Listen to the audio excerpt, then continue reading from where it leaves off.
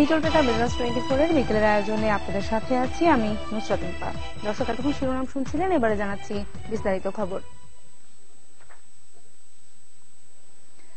নির্বাচিত হতে পারলে ঢাকা উত্তর সিটি কর্পোরেশনকে বিনিয়োগ বান্ধব নগরী হিসেবে গড়ে তুলবেন আওয়ামী লীগ সমর্থিত মেয়র প্রার্থী আনিসুল হক। জোর দেবেন কর্মসংস্থান তৈরির ক্ষেত্রেও। দুপুরে রাজধানীর খিলক্ষেতে নিজ নির্বাচনী ইশতেহার ঘোষণায় এই আশার কথা শোনান এফবিসিসিআই এর সাবেক এই সভাপতি।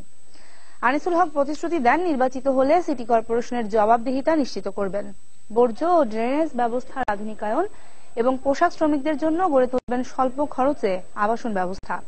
বলেন, নাগরিক সুবিধার ক্ষেত্রে অন্তরায় হচ্ছে প্রতিটি সেবাদানকারী সংস্থার মধ্যে সমন্বয়হীনতা। দায়িত্ব পেলে তা দূর করার কথাও জানান তিনি। সড়কে গণপরিবহন বাড়ানো, দুর্ঘটনা কমানো এবং যানজট নিরসনে যথাযথ পদক্ষেপ নেওয়ার আশ্বাসও দেন আনিসুল হক।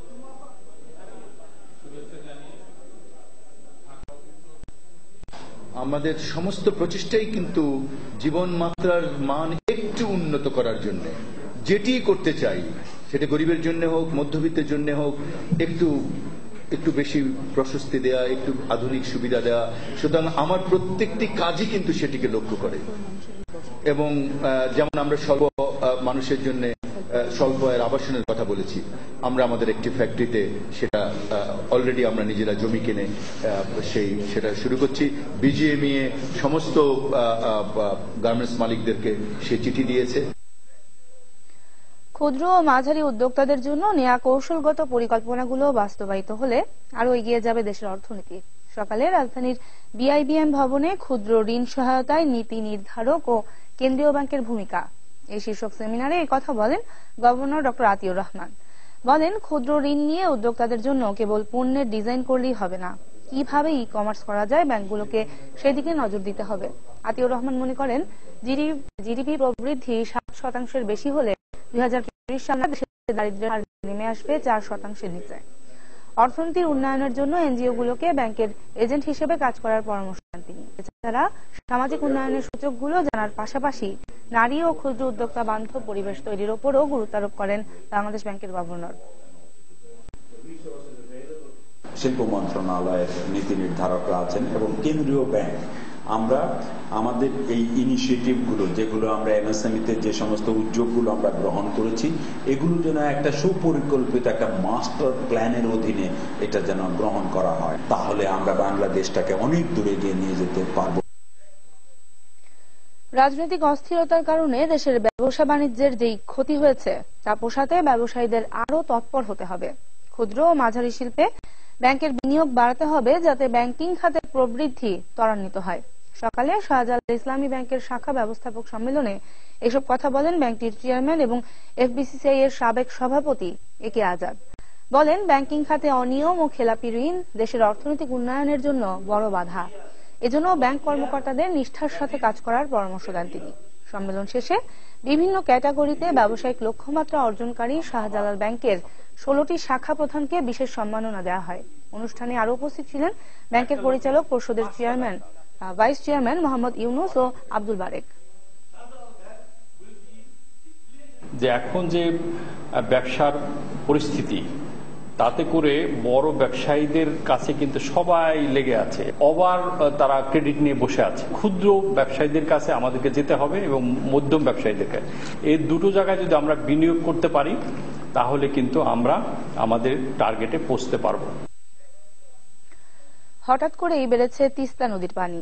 প্রকল্প এলাকার সবকটি নালা, খাল এখন পানিতে টইটম্বুর। এরপরেও হাসি নেই কৃষকের মুখে। প্রয়োজনের সময় না পেলে অসময়ের এত পানি এখন গলার ফাঁস হয়ে দেখা দিয়েছে কয়েক লাখ কৃষকের জন্য। তবে বাড়তি এই পানি প্রাকৃতিক উৎস থেকে মিলছে, এমন দাবি পানি উন্নয়ন বোর্ডের। গত এক সপ্তাহ ধরে হঠাৎ করে বেড়েছে তিস্তায় পানি প্রবাহ। 1500 কিউসেক পানিতে থই থই করছে তিস্তা সেচ প্রকল্পের প্রধান ও শাখা খালগুলো। এ পানি উজানের নয়, প্রকৃতিগতভাবেই পাওয়া গেছে মন্তব্য পানি উন্নয়ন বোর্ডের প্রকৌশলীর। যদি আমরা সারা বছর দিতে পারিনি, সারা বছর না, আমরা যে সময় মতো দিতে পারিনি, কিন্তু এই যে টাইমটাও দিচ্ছে এটাও কিন্তু খুব উপযুক্ত সময়ে দেওয়া, মানে দিছি মানে কি এটা প্রাকৃতিক ভাবে আমরা পেয়েছি। তবে প্রয়োজনের সময় পানি না পাওয়ায় ক্ষুব্ধ প্রকল্প এলাকার কৃষক। অভিযোগ, মৌসুমের শুরুতে পানির অভাবে চরম দুর্ভোগ পোহাতে হয়েছে তাদের। ফসল বাঁচাতে কিছুদিন আগে বিকল্প সেচ দিতে বাধ্য হয়েছেন তারা। প্রকল্পের বিভিন্ন খাল বৃষ্টির পানিতে ভরে গেলেও এটি এখন গলার ফাঁসে পরিণত হয়েছে তাদের। আমরা একবেলা ভাত ঠিক মতন পেটে দিতে পাই না, আবার মেশিন ভরা তেলের জন্য আমাদেরকে জোগাড় হবার লাগছে। কষ্ট করি, খুব কষ্ট করি। আমার বাবা আবাদ করছে, আমি আবাদ করছি। পানিটা যদি 15-20 দিন আগে আমরা যদি পানিটা পাইতাম তাহলে আমার জমির ধান খেতটা আমার ভালো হইতো। এখন তো ধান বেড়ে গেছে, এখন পানি দিয়ে লাভ কি? 3 দিন হয়েছে পানি আসিবার। পানি যখন ঢেসের উপরে ওঠে তখন কিন্তু গৈরা জমিতে একটু ক্ষতি করে। পানি পাওয়া যাবে না এমন আশঙ্কায় আগেই কমান এরিয়া কমিয়ে দিয়েছে কর্তৃপক্ষ। অতীতের সব রেকর্ড ভেঙে এবছর শুষ্ক মৌসুমে ব্যারেজ পয়েন্টে পানির পরিমাণ দাঁড়িয়েছিল মাত্র 200 কিউসেক। এই বছর একটা কাকতালীয় ঘটনা ঘটছে যে তিস্তা ব্যারেজের উজানে এত পানি কম ছিল যে জনগণ বাদ দিয়ে পানি আটকায় সেই পানি লিফট করে তারা ভুট্টা খেতে দেওয়ার চেষ্টা করছে। চলতি বড় মৌসুমে রংপুর, দিনাজপুর ও নীলফামারী জেলার 15,000 হেক্টর জমিতে সেচ দেওয়ার কথা থাকলেও শুরুতে তা সম্ভব হয়নি। তবে শেষ সময়ে পানি মিলেছে প্রায় 50,000 হেক্টর জমিতে। জুয়েল আহমেদ, চ্যানেল 24, তিস্তা সেচ প্রকল্প, নীলফামারী। দুয়ারে দাঁড়িয়ে বাঙালির সার্বজনীন উৎসব পহেলা বৈশাখ। এই উৎসবে নতুন পোশাকের কেনাকাটা যেমন বাড়ে, তেমনি বাড়ে এর অন্যতম অনুষঙ্গ ফুলের বেচাকেনাও। এজন্য দামও বাড়ে কয়েক গুণ। তবে গেল কয়েকদিনের ঝড় বৃষ্টিতে জমিতেই অনেক ফুল নষ্ট হয়ে যাওয়ায় এর সরবরাহ কমেছে। এছাড়া নববর্ষ উদযাপনের ঠিক আগ মুহূর্তে দেখা মিলছে না কাঙ্ক্ষিত ক্রেতারও।